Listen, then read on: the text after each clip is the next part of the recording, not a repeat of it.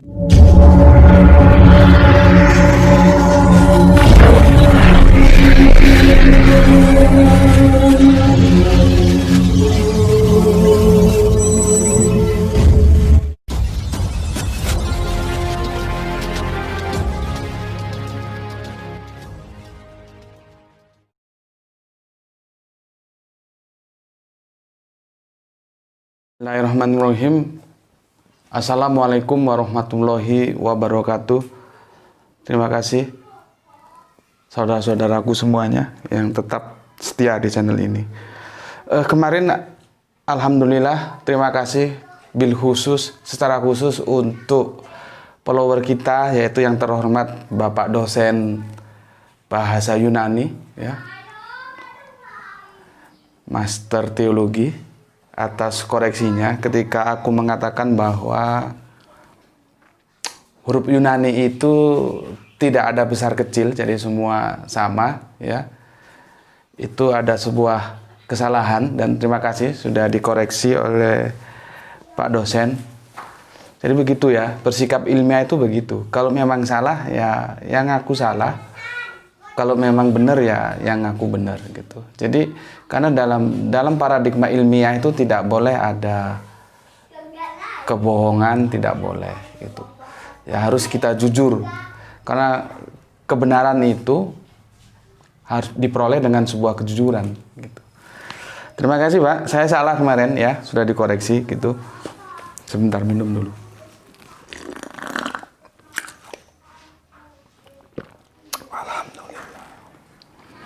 Cuman aku ingin cerita sedikit bagaimana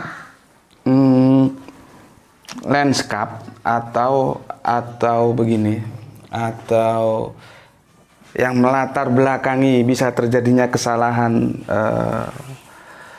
kesalahan kemarin itu begini. Kalau kita lihat itu sebentar, kalau kita lihat dari apa yang bisa terjadi dalam catatan-catatan kitab suci itu ya, itu begini. Ini kecil Pak. Nanti aku tunjukkan yang besar ya. Ini gambarnya kecil ini. Sebentar. Nah, aku mulai dari ini Pak. Ini saudara-saudaraku semuanya ya. Kodeks Vatikanus pakai huruf besar semua. Ini hubungannya terkait aku jelaskan Yohanes 1 pasal 1 kemarin ya. Pada mulanya firman itu bersama-sama dengan Allah dan firman itu adalah Allah, itu ya. Ini kelanjutan yang kemarin. Aku ulangi lagi, Kodeks Vatikanus pakai huruf besar semua ini. Yunani, ini yang edisi Yunani ya. Karena kan teks itu diterjemahkan dari edisi Yunani gitu. Ya. Ini Kodeks Vatikanus ini pakai huruf besar semua. Oke. Ini Papirus Markus pakai huruf besar semua juga. Ditulisnya. Ya. Ini Kodeks Alexandrinus pakai huruf besar semua juga. Jadi semua manuskrip tulisan-tulisan itu rata-rata itu kepakai huruf besar semua. Yang edisi Yunaninya gitu loh. Baru nanti di salinan Injil Markus itu pakai huruf besar dan kecil. Baru ini satu ini yang ketemu adanya salinan dalam edisi Yunani itu menggunakan huruf besar, huruf kecil. Jadi tolong aku dibantu karena aku juga tentunya ada keterbatasan ya, tidak selalu update. Mungkin kalian menemukan ada catatan-catatan lain di mana Injil Yohanes, khususnya Yohanes 1 ayat 1 itu ditulis dalam edisi Yunani menggunakan huruf besar, huruf kecil gitu. Sejauh ini yang bisa aku temukan cuma satu, yaitu salinan dari Injil Markus ya. Semuanya selain itu besar-besar semua seperti aku bilang kemarin. Nih ya.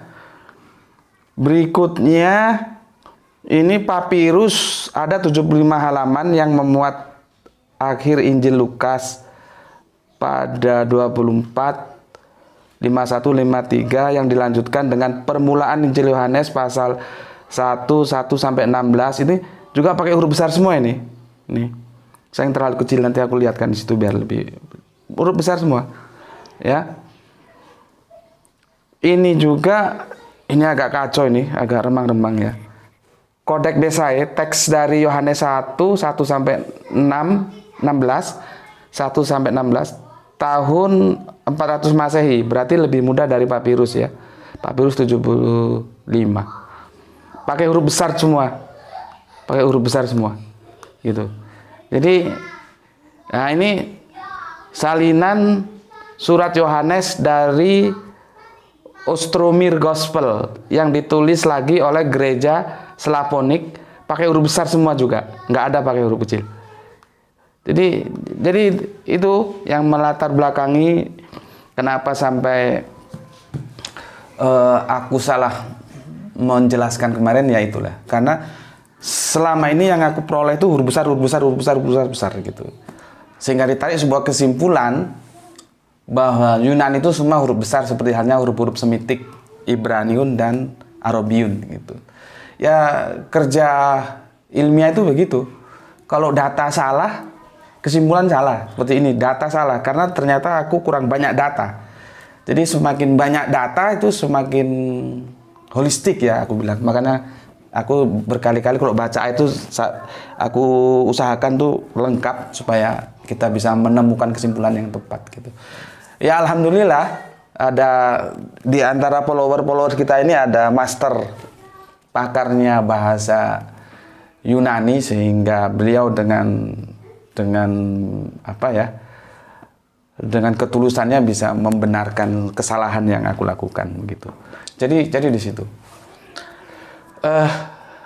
Cuman masalahnya begini. Bagaimanapun huruf besar dan huruf kecil itu hanya bisa untuk membedakan antara yang satu dengan yang lain. Kok hari ini aku gampang haus ya? Sebentar, minum dulu. Bismillahirrahmanirrahim.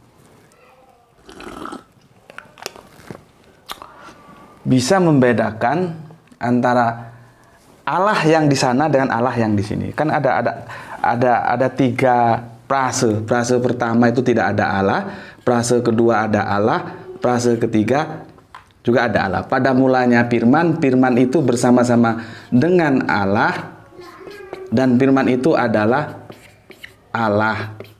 Kan begini ya.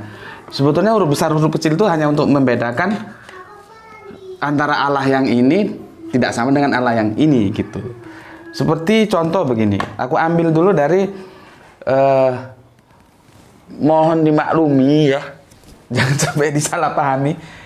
Aku tetap menghormati perbedaan-perbedaan dalam dunia kekristenan yang memang begitu tajam. Cuman ini bukan dalam rangka aku akan membenturkan antara sekte Kristen, tidak baik gitu. Tapi aku harus menyebut itu dalam rangka menjelaskan ya. Tolong dipahami ya. Gini. Kalau Kristen tauhid, mereka cukup menggunakan apa yang diproduk oleh LAI ini ya. Ini LAI punya ini, Bibelnya, Injilnya ya. Ini LAI. Tanpa harus merubah. Jadi gini, pada mulanya adalah firman itu bersama-sama dengan Allah, dan firman itu adalah Allah. Jadi tanpa merubah. Begini, supaya lebih clear ya. Begini. Allah, ini juga Allah, gini ya. Ini yang Kristen tauhid, Unitarian gini. Mereka tetap pakai apa Injil-Injil yang digunakan oleh teman-teman umumnya. Karena mereka cukup mengerti, jadi tidak harus merasa merubah. Cukup mengerti bahwa Allah di sini itu tidak sama dengan Allah di sini. Meskipun tulisannya sama, gitu loh. Secara tekstual sama, tapi secara kontekstual dia tidak sama, begitu. Ya. Terus beda lagi dengan teman-teman dari saksi Yehova gitu ya. Kalau teman-teman saksi Yehova itu begini. Pada mulanya firman itu ada. Firman itu bersama Allah seperti ini ya. Firman itu ada bersama Allah. Dan firman itu adalah suatu Allah. Nah, tapi lihat Allahnya kecil. Begini kalau teman dari saksi Yehova begini. Nah, jadi Allahnya kecil. Mereka lebih hati-hati, dan ini tidak diproduk oleh LAI ini. Ini mereka cetak sendiri di Jepang. Ada 2 penerbitan, kalau nggak Jepang Amerika ini. Aku ini yang mana ini? Jepang. Nah, ini yang Jepang. Mereka cetak di Jepang. Made in Jepang, dibuat di Jepang ya. Tahun 1999. Jadi beda-beda pemahamannya. Nanti aku cari perbandingan lagi coba. Ini aku belum pernah tunjukkan kalian. Ini Kristen Timur, perspektifnya Arab. Ini ya, Kristen Timurnya perspektifnya Arab. Coba kita lihat. Waduh, ini tadi Yohanesnya di mana ini? Sebentar. Nah, ini Yohanesnya ini. Jadi dia antara terjemahan, sebetulnya apakah Arab itu juga bukan terjemahan Arabnya itu begini. Nggak nampak ya? Nggak nampak. Coba lihat, tuliskan deh terjemahan Arabnya deh. Yang terakhir aja. Sebentar. Yang terakhir. Nah, ini leh. Nih. Ini wakana kalimatullah ini. Di sini. Iya, tulis. Ini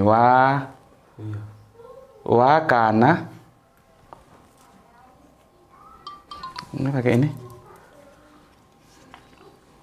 Wow, ya, kana, ya, lil kalimatullah, lil kalimatullah.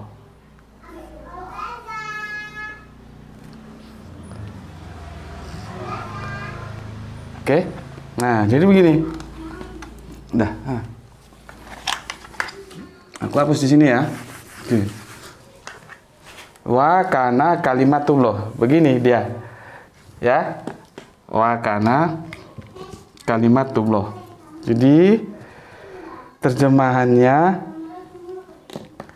seperti ini. Tekstual ya. Wa kana ini ya. Wa kana dia jadi satu frase, wa kana li kalimatullah. Jadi begini ya. Terjemahannya apa?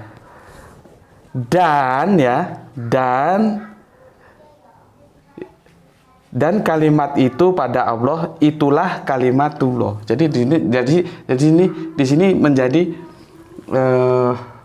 begini. Kalau aku terjemahkan dari semuanya ya. Dari semuanya itu pada permulaannya adalah kalimat. Benar gini. Ini karena supaya nggak makan tempat. Pada permulaannya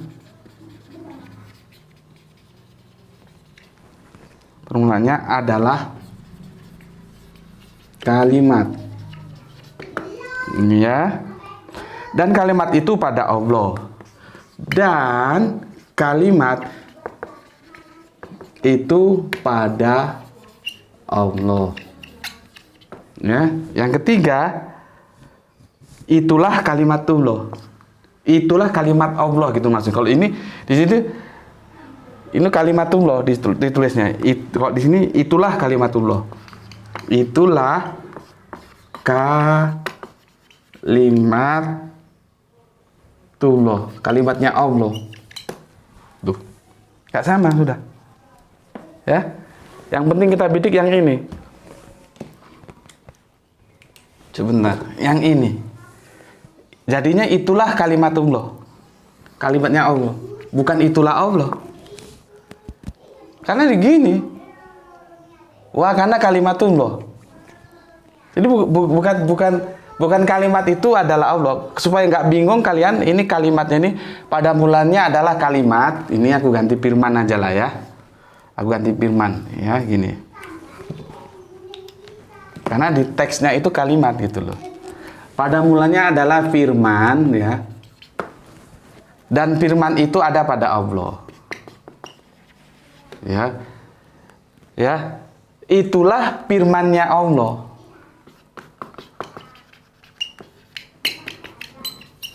Gitu. Nggak ketemu kan? Nggak jadi bahwa firman itu adalah Allah.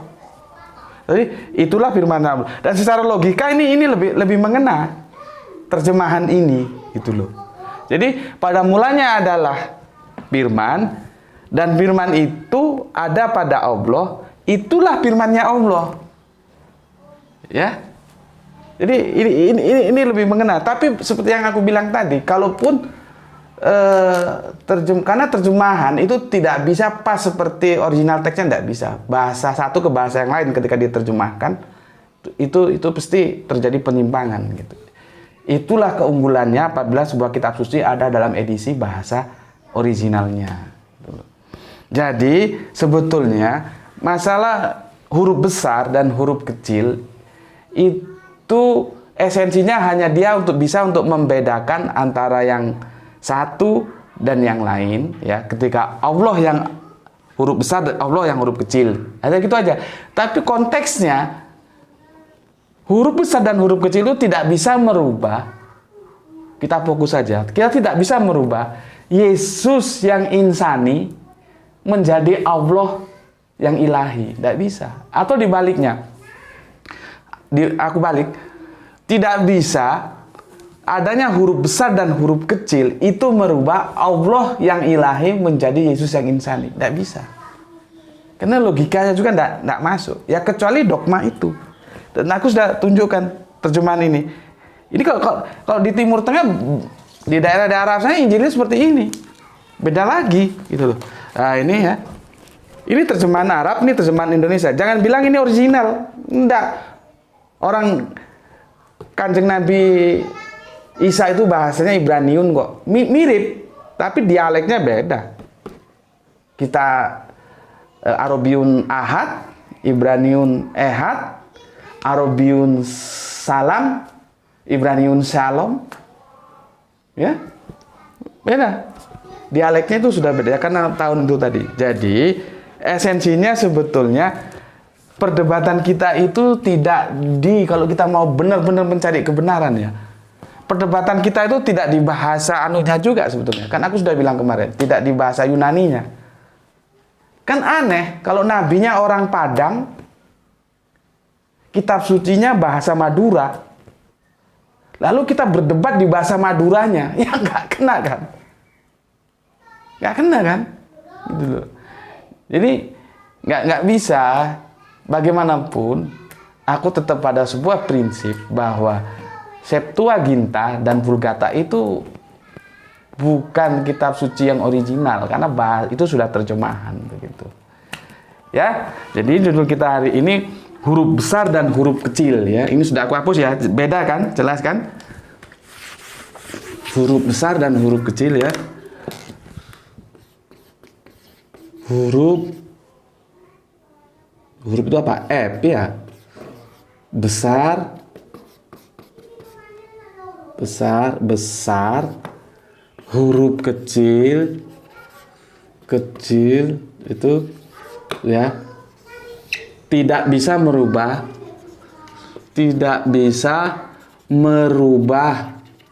yang insani menjadi ilahi, tidak bisa merubah kebalikannya yang ilahi menjadi insani.